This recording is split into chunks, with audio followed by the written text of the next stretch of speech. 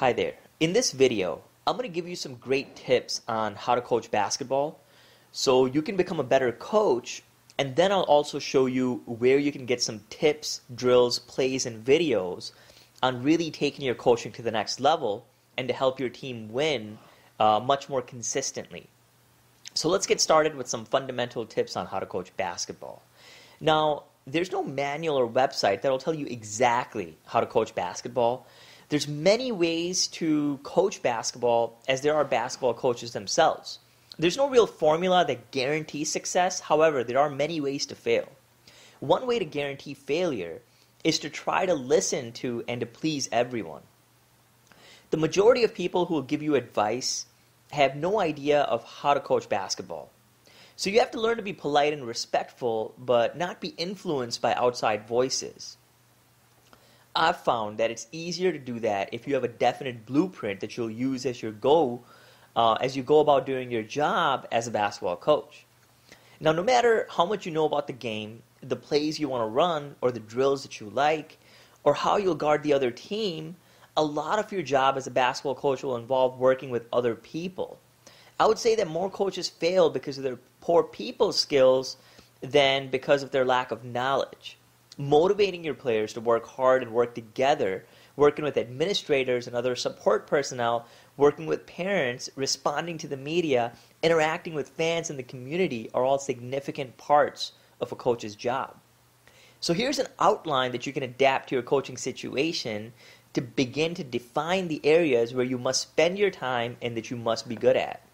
You need to not only have a plan for how to coach basketball, but that plan must be adapted to fit your specific coaching situation. So the first thing that you got to be on top of is to develop a philosophy and make sure that your players buy into it. Without a philosophy of what you want to accomplish and how you're going to go about arriving there, you won't have any continuity from practice to practice or game to game. As a coach, you can do almost anything you want, but it'll be impossible to do everything you want. Your philosophy will help you to sort out which of your ideas you can and will implement. Now, the second thing that you've got to do is to coach like a leader, not like a boss. A boss says go, but a leader says let's go. You have to find ways to influence the energy, effort, attitudes, and unselfishness of your players individually and your team collectively. There are many ways to lead, but the most effective is by example. Now, the third thing that you want to keep in mind is to teach the game. It doesn't matter what you learn or know about the game. What matters is what you can get across to your players so that they can execute in games. It makes no difference how long or how eloquently you can talk on a given topic during practice. Your words are only effective if they improve how well a player or players execute that skill. Explain the why when you're teaching the how, which will help your players connect the ideas and buy into them better. The fourth point is to spend time developing your players' individual skills. If I forgot everything about how to coach basketball except for one area, I would want to remember how to improve individual players' skills.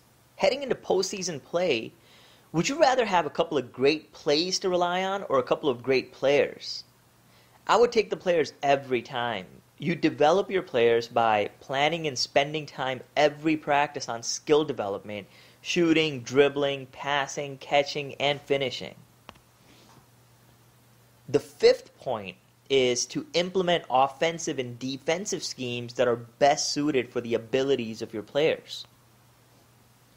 A coach's job is to put their players in positions where they can play to their strengths and hide their weaknesses. Now, the sixth point is to be prepared for every situation that can come up in a game. You got to be ready with a plan to handle every situation that can present itself in a game, from foul trouble or injuries to time and score situations to surprises that you might get from your opponent. The best time to think through what you need to prepare for is prior to the season. That way, you'll be able to include them in your practice planning and preparation. Now, the seventh point is to plan for and execute great practices. Practice is the area that you have at your disposal where you can make the most significant impact on how your team performs on game night.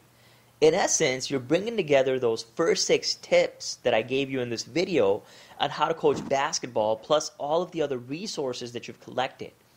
As the coach, if you have a bad practice, more than likely everyone else will have bad practices. You must be mentally, emotionally, and physically rested and prepared every day to push your players out of their comfort zone to improve. Now, coaching basketball is a very rewarding profession, but it's also often highly frustrating. It's frustrating in the sense that to compete at a high level, you must establish high expectations. It's often a struggle, even for the best players, to meet the standards that are necessary to succeed. By having a process for how you want to coach in place, it helps you stay on course and gives you benchmarks to measure and see your progress. Now, if you're really looking to take your coaching to the next level, make it easier, make it less frustrating, and to help your team win with less effort and time, then go ahead and click the link in the description box below this video, and you'll be able to get some great tips, drills, plays, and practice plans on helping your team win more consistently. So go ahead and click the link in the description box below. Hope you've enjoyed this video, and thanks for watching.